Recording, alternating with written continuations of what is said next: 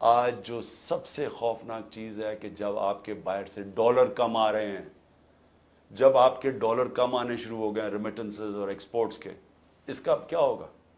قرضے بڑھتے جا رہے ہیں، ڈالرز کم ہوتے جا رہے ہیں۔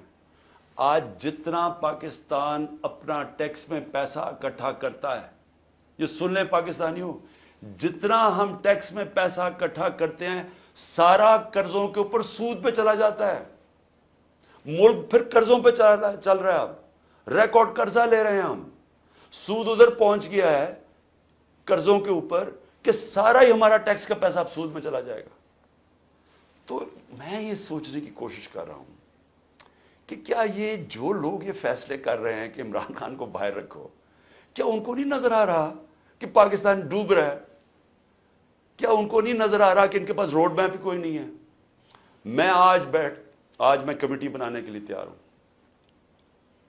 ایک مذاکراتی کمیٹی، کسی سے بھی، وہ جو بھی اس وقت طاقتور لوگ ہیں، میں ان سے جا کے وہ بات کریں، وہ دو چیزیں کر لیں، کیونکہ اور تو ابھی مجھے تو سمجھ نہیں آ رہی۔ ہم نے بڑی کوشش کی بات کرنے کی، جو یہ پہلے لوگ تھے وہ عجیب عجیب باتیں کرتے تھے کہ جی ہم تو اکتوبر میں الیکشن کروائیں گے۔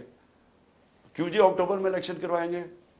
بولے نا، وہ اس لیے کروائیں گے کہ یہ انہوں نے کرنا تھا ہمارے ساتھ، جب کرش ہو جائے گی تحریک انصاف تو تب الیکشن کروائیں گے، اور ان کے پاس کوئی جواب ہی نہیں تھا۔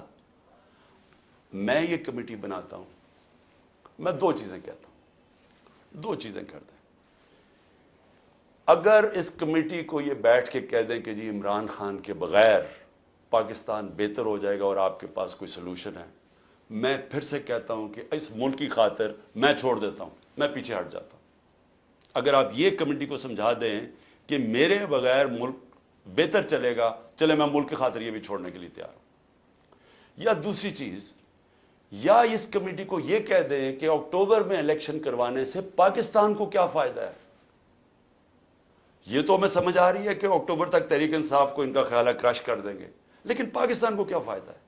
ہم کیوں اکتوبر تک انتظار کر رہے ہیں جب ملک نیچے جا رہا ہے؟ یا یہ دو چیزیں کنونس کر دیں، میں اس کی کمیٹی بناؤں گا، میں انشاءاللہ کل اناؤنس کر دوں گا۔